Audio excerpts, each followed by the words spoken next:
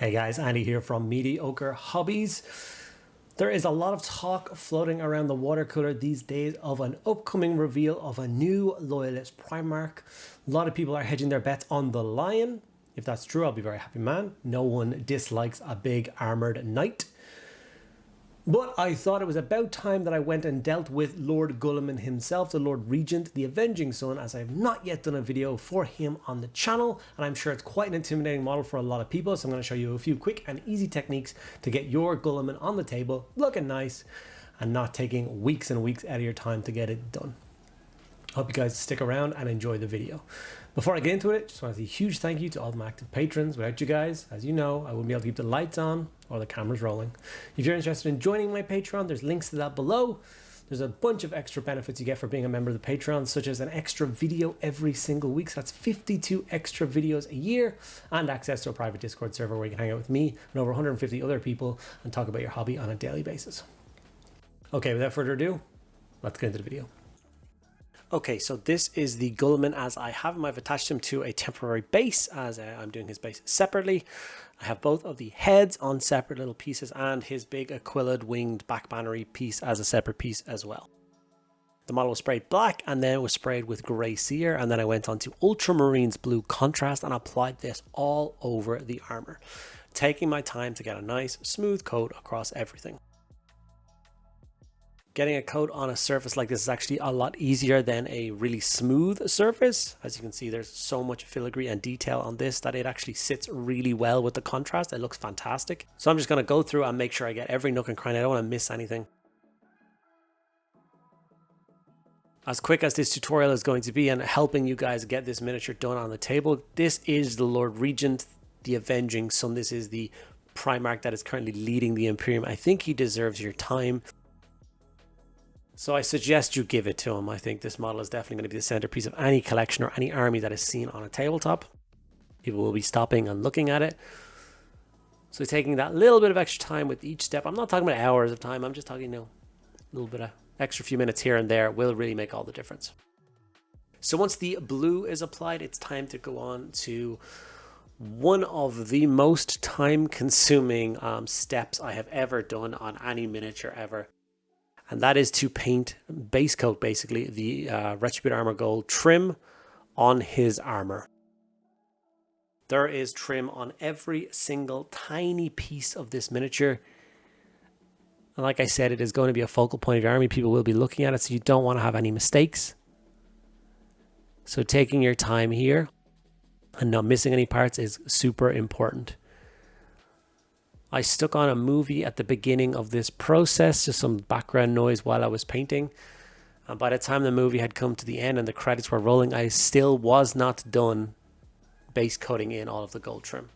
So I think it took somewhere in the region of 2.5 hours to get the gold trim done on this guy. I know that can be kind of daunting and dissuading for some people. I really hope that doesn't happen. As you can see, I've just done the shin and the foot part here. Remember, this is a seriously important and impressive miniature. If you want to break it down, do this much of the model now, come back tomorrow and do from his knee up to his thigh, stop. You know what I mean? You don't have to try and do it all in one sitting. That might drive you slightly insane like it nearly did to me. And then don't forget the other parts like his winged aquilid bit on the back. I'm also painting his helmet alongside this. You won't see the helmet a lot. It's kind of hard to film something that small. But just know blue is being put on at the time when the blue is gone. I'm now doing the gold trim. That'll be done on the helmet at the same time. It's all going to be basically the same. So don't forget to paint those parts along. With all of the gold trim done, you can see how much the model jumps out at you now. Every bit as regal as he's supposed to be. After that, we're going to move on to the next metallic color, that is Leadbelcher, to block in all the other metallic parts of the miniature. So the ammo feed for his gauntlet, the blade of the Emperor's sword, some pipe work, stuff like that. Nothing too crazy. This did not take a movie's length of time. It only took a couple of minutes to do, so don't worry about that.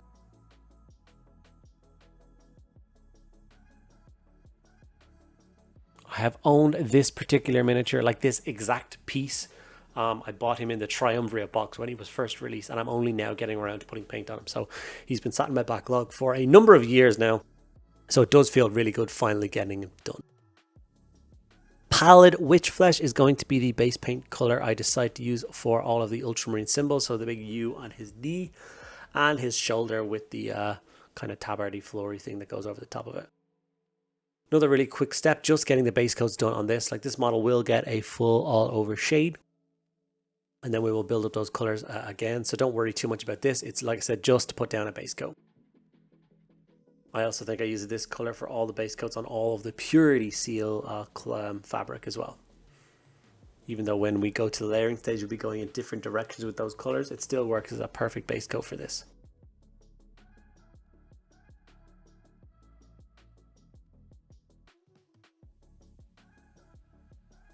Trying to figure out which parts of this shoulder pad were gold filigree and which was supposed to be this white creamy color was also kind of a nightmare. Screamer Pink was used as the base coat for all of the wax seals on all the Purity seals on the model. I think he has about 7 or 8 Purity seals scattered throughout him, so make sure you get them all. Some on his gauntlets, some on his backpack, his power pack and stuff like that. Make sure you don't miss any now, because going back later on and trying to do all the steps retroactively is going to be a bit of a pain.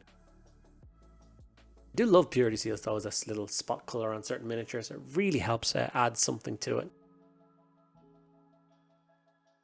Khorne Red was used to base coat some of the red details, so the handle of the sword, and then there's a couple of pipes and cables and stuff.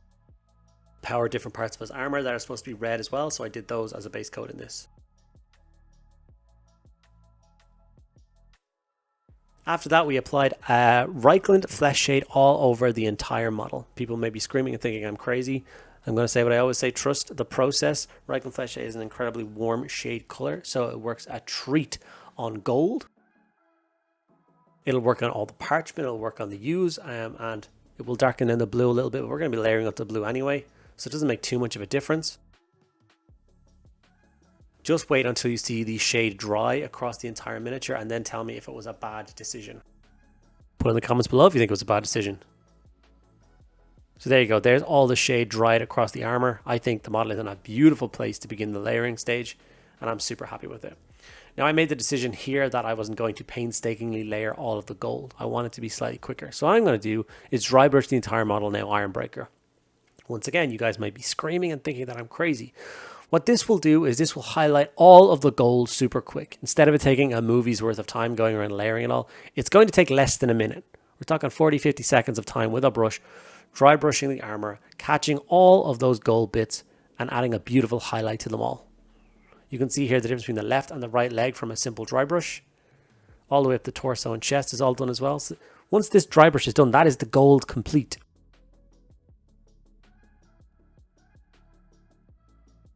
After that fact, then I'm just going to go back in and retouch up the blue. Because it's a dry brush, the dry brush isn't going into all the dark recesses and crevices of the blue.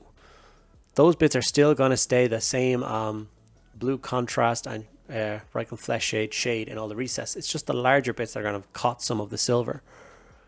And those are the bits we're going to be layering up anyway. So when we jump over to our Caledor Sky, yeah, that's right, Caledor Sky, that's my preferred color for Ultramarines armor. If you have a different preferred color for Ultramarines armor, now is the time that you would come in with your preferred one and apply it at this stage, and it should match your Ultramarines just fine. I think Caledor Sky is a beautiful color for Ultramarines army. It's what I use for my retro paint scheme. And any Ultramarines that I paint in the future will 100% be painted in this way. I actually have a couple of other Ultramarines models lined up that I need to get done, but this is my March from a Crag entry, so I decided to go big with this one. So as you can see, I'm just painting in the Caledor Sky in between all of the gold filigree on the armor. I know this looks like a slow and tedious step, and I'm not going to lie, it is slow and it is a little bit tedious, but not nearly as the same as doing the gold trim. I'd say all in all, it took about 30 minutes to redo all of the blue. So you see once again the leg and torso done, leg and our hands not. And then there's the rest of the armor done up with the blue. Suddenly the blue is beautiful, the gold is finished, and the model is really starting to feel like it's on its way to being complete. We're going to jump over to Black Templar Contrast and paint all of the soft seals on his armor because he also has the same kind of thing. So armpits, elbow joints, behind the knee, and all those bits inside. In case it's the gauntlet of the minion, the soft seal in the palm of that as well gets somewhat black. This just darkens out some other details. I also do the inside of the neck of the helmet. After that, we're going to jump over to Pink Horror, and this is to highlight all of the wax purity seal parts. Once again, another super quick step, which should help immensely with having that pop of color on the model. From there, we're going to go over to Evil Sunz Scarlet, and this is to highlight all the bits of red we did previously. So like I said, the handle of the sword, you can see the cables and stuff connecting parts of the armor, and they're just going to cut a quick highlight of this to make those parts pop. From here, Ulthaun Grey was then used to highlight all of the Ultramarine symbols. Once again, the knee and the shoulder pad are the only two parts on this miniature.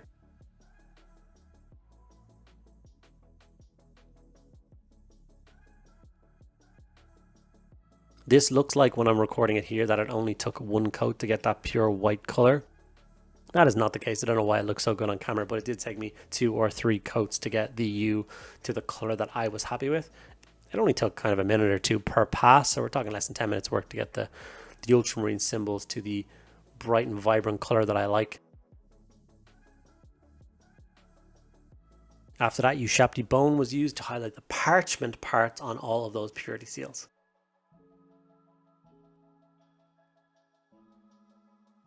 I didn't bother trying to do a little writing or anything on them. I like leaving them as the kind of bare fabric and the wax seal. I don't think anybody notices them missing anything. So it's time that we moved on to one of the most complicated parts of this model, or at least what people think is the most complicated part, which is the sword. So like I said, it was base coated in the silver, and then Mephiston Red was used to base coat all the fire. All of the flames licking the blade. Mephiston Red. No craziness, no choosing what light source is happening and shadows and casting, all that malarkey. If you want to learn that kind of stuff, you go to an Envy Metal Painter's YouTube channel and learn those kind of techniques. I'm going to show the average painter how to get a really nice looking Emperor's sword using only 4 steps. So Mephiston Red, like I said, was painted over the flames. Then we're going to use Trollslayer Orange, and we're going to dry brush those flames. You're going to over dry brush. We're going to hit some of the silver on the sword and all those. That's fine. Go for it. Don't panic. Super quick, super easy.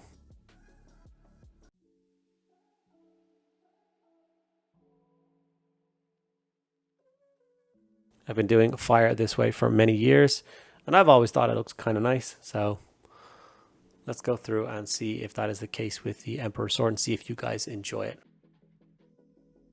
After the orange stage, we are going to jump over to Yriel Yellow and just do the same thing. Another dry brush on the flames, this time going lighter. As you can see, I'm not being shy about hitting the blade. This will add that like aesthetic of a glow on the blade.